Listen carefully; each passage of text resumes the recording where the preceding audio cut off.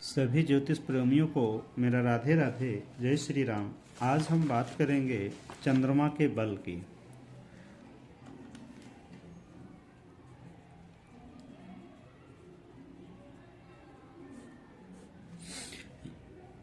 यदि चंद्रमा आपका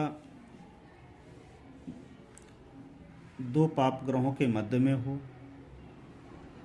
पाप ग्रह की युति में हो, दृष्टि में हो, केंद्र में हो, पाप ग्रह से 7वें भाव में हो, कृष्ण पक्ष का हो, अमावस के आसपास का हो, ऐसी स्थिति में चंद्रमा हमेशा दुर्बल माना जाता है।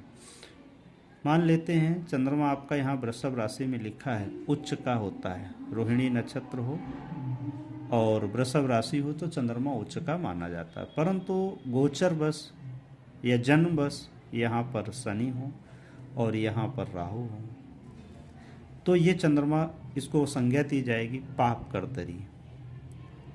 पाप कर्तरी में फंस गया। सपोज अब यहाँ पे हम मान लेते हैं मंगल आ जाए तो इसकी और पीड़ा होगा। उच्च का होते हुए भी ये अपने बल को अपने कार्य में करने में असमर्थता दिखाएगा। ठीक है, अब हम अगर ऐसा नहीं है मान लेते हैं तो दूसरी कंडीशन क्या बनी? चंद्रमा, जबकि दूसरा सिद्धांत कहता है चंद्रमा अगर राहु से आगे है तो ये उसे उत्तम माना जाता है, राहु से पीछे नहीं होना चाहिए। जैसे यहाँ पे पीछे है तो ये निकृष्ट हो जाएगा। और कहीं अमावस के आसपास का समय हुआ, कृष्ण पक्ष का समय हुआ, कृष्ण पक्ष हुआ, अमावस के आसपास का समय हुआ तो ये और पीड़ित हो जाएगा। ठीक, अब हम यहाँ पे देखते हैं क्या कहा। चंद्रमा, पहला नियम है दो पापी ग्रहों के मध्य में ना हो,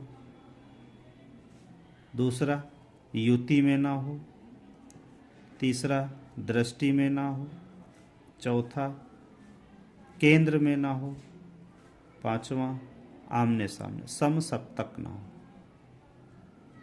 समसप्तक ना हो, ये समसप्तक का हुआ, ये के पाप कर्तरी हुआ, ये युति हुई। मान लेते हैं यहाँ पे चंद्रमा है तो ये युति कहलाएगी, यहाँ पे चंद्रमा है तो ये युति कहलाएगी, यहाँ पर चंद्रमा है तो ये युति कहलाएगी, चंद्र केतु हुए तो ये युति कहलाएगी। युति के शब्द यूनियन भी होता है, मिलना होता है, कहीं कहीं जुति लिखा है जिसका अर्थ युद्ध होता है, युति का अर्थ युद्ध। यहाँ पे पराक्रम दिखा रहे होते हैं, पराक्रम।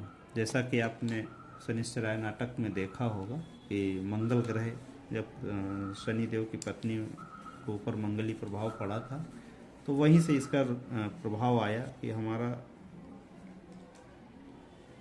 युति शब्द क्या हुआ। युति का मतलब मिलना, एक ही घर में दो ग्रहों का होना। अगर दो ग्रह शुभ हैं तो अच्छे कार्य के लिए जाने जाएंगे। जैसे कोई व्यक्ति, एक कमरे में दो व्यक्ति हैं तो तीसरा व्यक्ति कुछ गैस करेगा, कैसे होंगे, क्या कर रहे होंगे, क्या नहीं कर रहे। अगर एक ही कमरे में दो शत्रु हैं तो भी जो बाहरी व्यक्ति जिसने देखा है कि दो व्यक्ति गए हैं तो उनको क्या डर रहेगा कि ये आज कुछ नुकसान करने वाले हैं, है ना। और अगर दो मित्र गए हैं तो फिर तो आप समझते हैं एंजॉय होगा, पार्टी होगी, बल्ले बल्ले होगा। तो इसी तरह से दो ग्रहों की युति, किसी पाप ग्रह की दृष्टि, किसी पाप ग्रह से केंद्र, किसी पाप ग्रह से त्रिकोण में भी चंद्रमा हो या कोई भी ग्रह हो, चंद्रमा भी निष्क्रिय होता, अन्य ग्रह भी पापी हो जाते। अब दूसरा यहाँ पे एक और है, अगर चंद्रमा ऐसी भी स्थिति में है लेकिन वह अपने शुभ नवमांश में है, शुभ नवमांश में है, मित्र के नवमांश में है, अति मित्र के नवमांश में है, गुरु से केंद्र में है, युति में है, दृष्टि में है, तो वो कैसा होगा? अमावस के आसपास का चंद्रमा भी बहुत अधिक अशुभता नहीं करेगा। ठीक है, अपनी एक उसको ऊर्जा मिलती रहेगी गुरु से।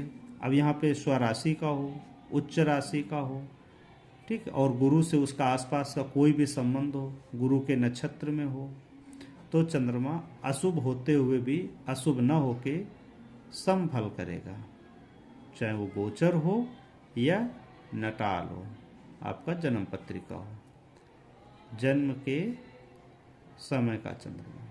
ठीक है, तो आज हमने बात की कि चंद्रमा के बल को, एक ये नॉर्मल फार्मूला है कि हम कैसे देखते हैं। चंद्रमा की जगह यहाँ पे सभी ग्रह इसी फार्मूले से देखे जाते हैं, इसी से समझे जाते हैं कि अगर कोई ग्रह, दो पापी ग्रहों के बीच में कोई एक सौम्य ग्रह फंस जाए तो उसे हम पापकर्तरी कहते हैं। इन्हीं ग्रहों के से योग भी बनते हैं, योग बहुत होते हैं, उनको आगे कभी वर्णन करेंगे।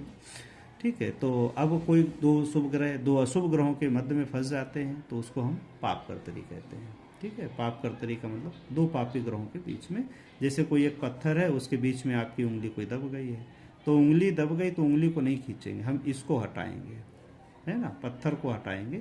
ये आपका पत्थर है, ये उंगली है, तो हम उंगली खींचेंगे तो ये कट जाएगी। ठीक है, तो हमें क्या करना है, पत्थर को हटाना, यानी कि दो पापी ग्रहों की हमें कोई रेमेडी करनी पड़ेगी, ना कि हम इसकी करेंगे। इसको तो हमें बल देना है, तो भोजन के माध्यम से, मंत्र के माध्यम से निर्बल ग्रह का मंत्र एवं भोजन उत्तम होता है। जो दुर्बल है तो उसको हम मंत्र करते हैं, भोजन करते हैं, इससे हमें, जैसे हम लोग अपना भोजन करते हैं, भोजन करने के बाद हमें बल मिलता है, बीमार होते हैं दवाई खाते हैं, दवाई खाने के बाद हमें बल मिलता है, इसी तरह से दुर्बल या निर्बल बल ग्रह का, प्लेनेट का भोजन करते हैं, वो मंत्र करते हैं, मंत्र ही उसका भोजन है, मंत्र ही प्लेनेट का भोजन है।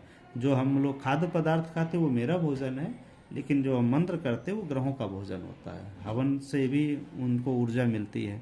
ठीक है, हवन हविष कहलाता है, हवन भी उनका ऊर्जा का स्रोत होता है। हवन के माध्यम से, पूजन के माध्यम से उनमें बल दिया जा सकता है, ऊर्जावान किया जा सकता है, चार्ज किया जा सकता है उनको।